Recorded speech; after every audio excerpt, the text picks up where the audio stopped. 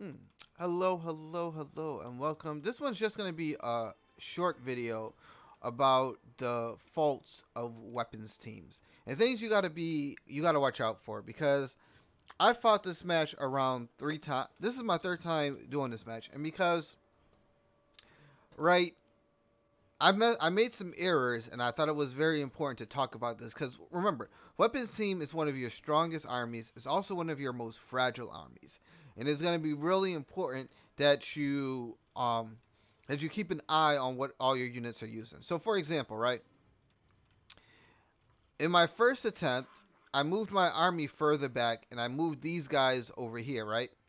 And what ended up happening was my rattling, and this is my fault. I completely forgot that this area was over here. So my rattling guns never fired a single shot. And because they didn't fire, the enemy just rushed up to us and basically ate us for lunch and dinner, right? That was my first mistake. And then the second one, right? And this is something that you got to be careful with was my poisoned wind mortars were firing on my own units. And they will do that often. All right. And the reason your poison wind warriors will fire on your units is because if you look at their range, right? If you just click on them and look at their range, once the enemy gets over here, they're still gonna fire. Like the first enemy that gets into this lane over here, the poison wind mortars are just gonna start unloading. And as you know, if they're already moving this fast, if you don't stop them soon enough, they're gonna make it all the way up to here, and you sort of don't want them to get up to your front line.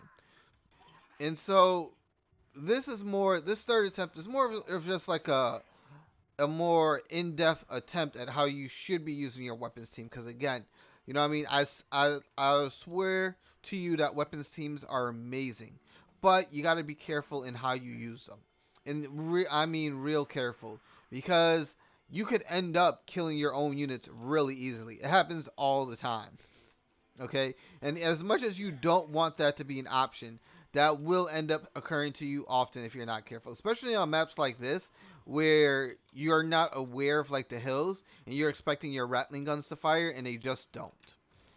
So what I'm going to do in this one is move my units up way closer. Of course, we're just going to channel some magic even though it didn't happen. Oh, lost one. Great. And then we're going to move these guys up here.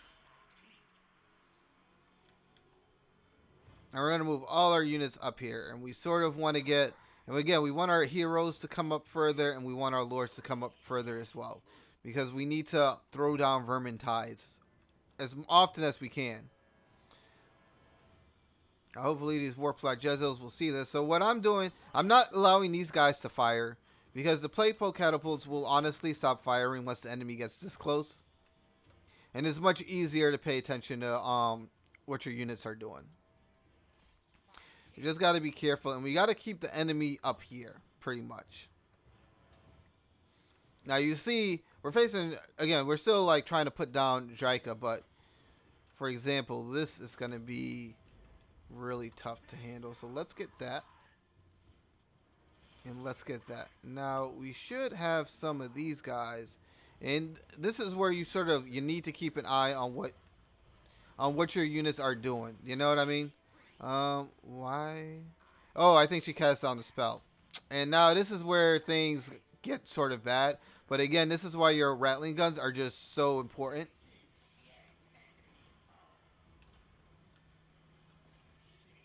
Um, Come on. And this is in where we at? We're over here. It's fine. It's fine.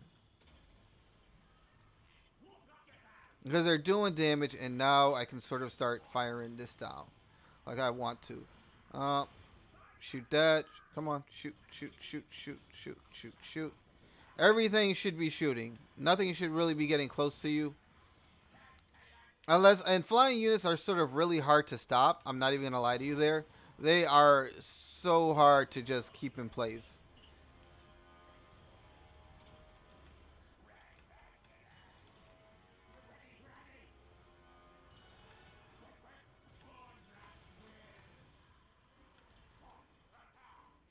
Again, you got to just keep the eye out. Come on, you guys should be firing at that. That should be real easy to stop. What are you stopping? Nothing? Come on, get to it. Oh yeah, and I sort of Like I hate how like narrow this board is. This is like an absolute pain to be inside of. Oh, this is crazy.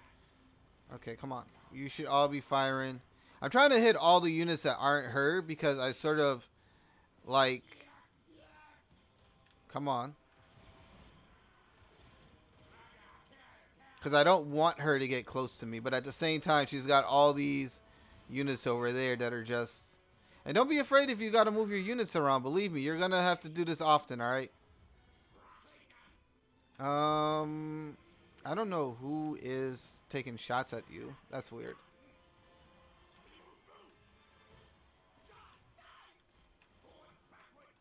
Whoopsie.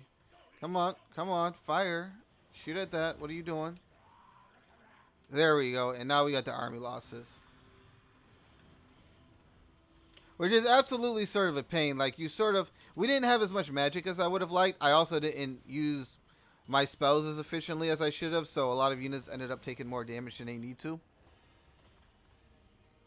But that map also is kind of, I really hate that kind of map because I have to move my army up more in order to compensate so everyone can start shooting. It's a really, and then you have to squish up your lines as well, so you can't even get a good spread out in order to keep the enemy, like, in order to spread them out and start picking them off. But again, weapons team, you got to be careful with them because if you're not, depending on your area, could I have done that battle better? I probably could have. Maybe if I moved further to the back, I think I would have been better off. But I'm not sure. I like it's things like that. Like I would have to try that match again just to give it another shot. But you know, 3 times the charm. I don't want to keep doing this match all the time. Oh, I didn't want you to do that. Well, you know, it's fine. Whatever. I sort of need people to heal up real fast. And yeah. So this was just a short video. I didn't want it to be super long because I just wanted to explain more into your weapons team. Because again, this is going to be one of your biggest armies. You know what I mean? A lot of your commanders are going to be fielding these types of armies. So you got to be careful with what you're using. Now here's the thing.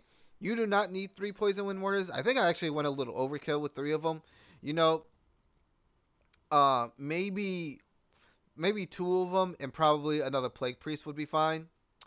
But there is something that I do have to talk about, right? Which is sieging. All right. Weapon teams are not good against major settlement battles. All right. Because here's the thing. You're going to be spending a lot of your ammo trying to shoot over walls. All right. And just so you know, rattling guns and Jezels do not shoot over guns. All right. Over walls. All right. They barely shoot over each other, to be honest with you. Which means you're going to be relying a lot on poison wind waters and plague claw catapults in order to get the army losses. All right, it is what it is. I do not recommend these type of armies in order to face off against siege battles. I recommend going the brood horror route. Even if you're not using clan molder, you can still get pack masters. You can still get brood horrors. All right, so I recommend going the brood horror route, which is because you can actually, right, these armies are really superior in order to taking down command points really fast, in order in deceiving the enemy to sort of get them to go any way you want them to. Brood horrors, they're really fast, they're really good at misdirecting. So I recommend, if you're going to use an army for minor battles or an army without walls, use weapon teams. All right, weapon teams, use them to pick off other armies that you see in the fields. Use them to pick off minor settlements that don't have walls. Now, for settlements with walls and for siege settlements, I recommend using the brood horrors. They're way better. And again, this a brood horror army. Well, I guess it should be more called like a monster army. Yeah, I'm just gonna call it the monster army. The monster doom stack.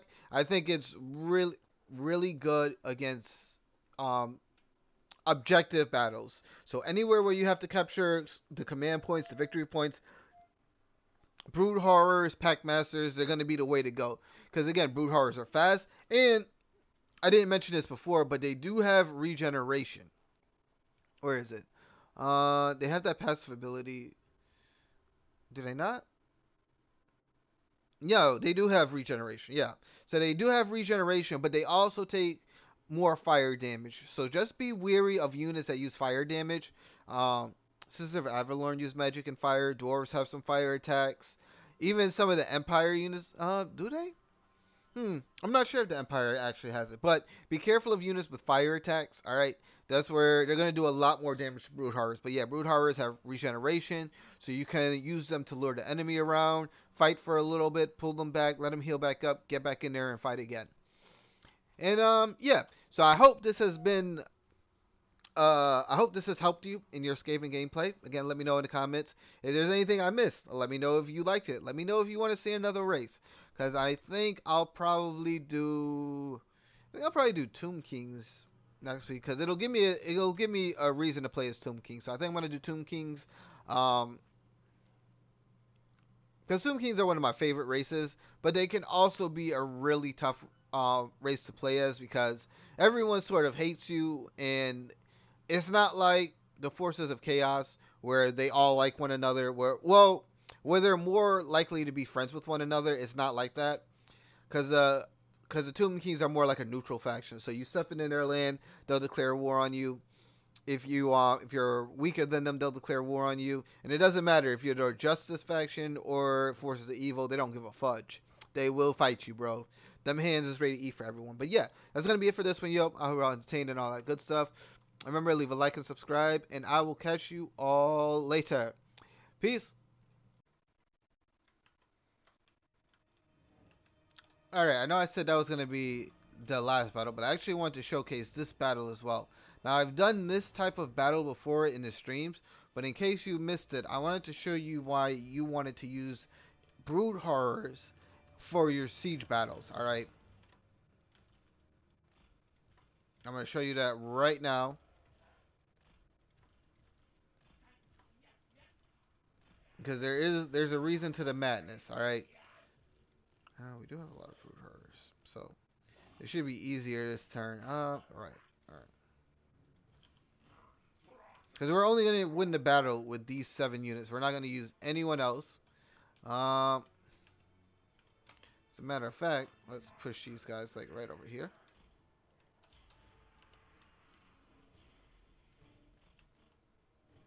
Because the nice thing about these types of battles is you don't really... The best way to win is to not fight at all.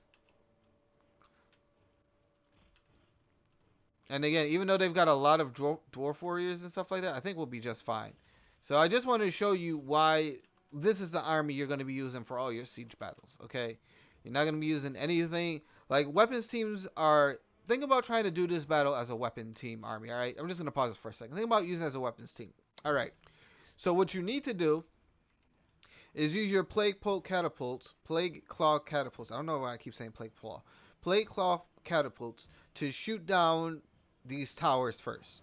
So first, you got to get rid of the towers. And while you're getting rid of the towers, you're in range of the towers. So you sort of need a lure to distract the towers from destroying your catapults. Alright?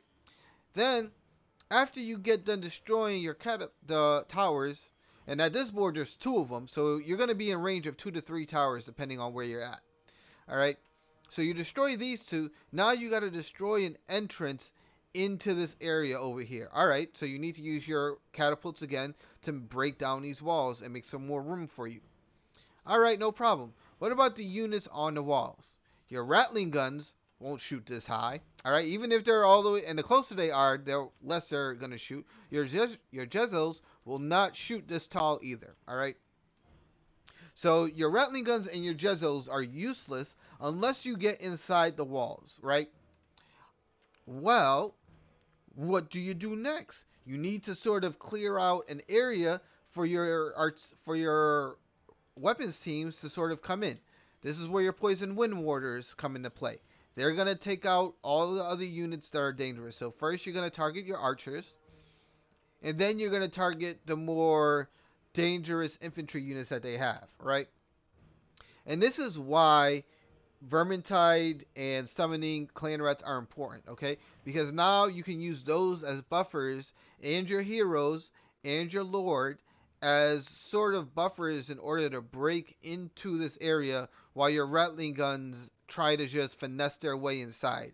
And then once your rattling guns have a way inside, then they can start shooting, and then you can make your enter area much larger, alright?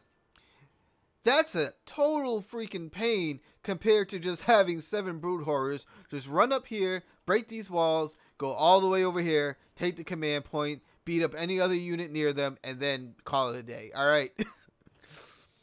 That is so much work to do. And this is why I tell you that you're going to want to use your brood horrors and your weapon teams for certain things. You sort of want to keep your 2 armies in like the same area, but for the most part, you sort of want your brood horrors to sort of just. I don't need all y'all to come. You break, you break, and you sort of just want like, come on, yeah, I gotta break them fast.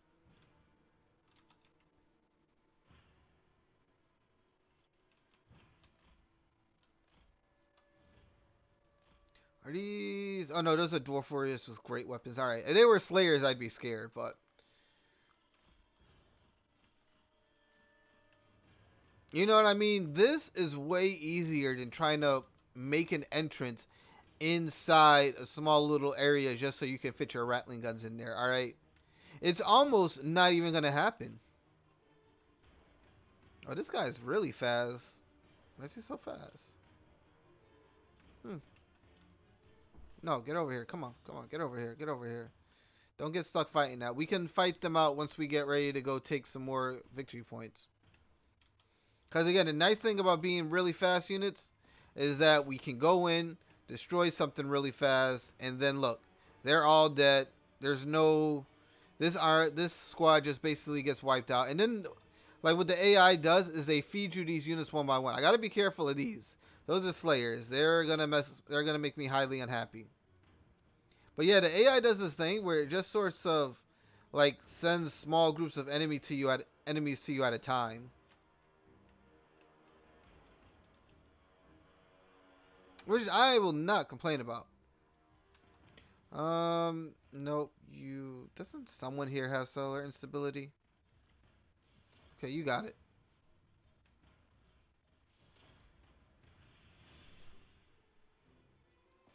Oh, that's why I'm like, hold up, someone's taking a lot of damage here, because the leader unit was slayers. That's fine though. Because look, we're almost done with the victory point. We just had to go hold it for a little while, and it'll be too late for them, and now we win, rather than having to fight those slayers. You know, I totally forgot that this Lord army over here was slayers. I forgot that. Well, there's not really a Lord, but there's always like a garrison leader, and I forgot the garrison leader was slayers. Can't believe I forgot that. I'm like, man, why are they taking so much damage?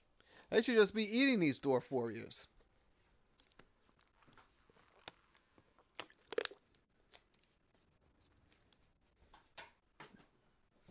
So again, you're sort of going to want these 2 armies to sort of be walking around together in order to handle specific enemy threats, alright?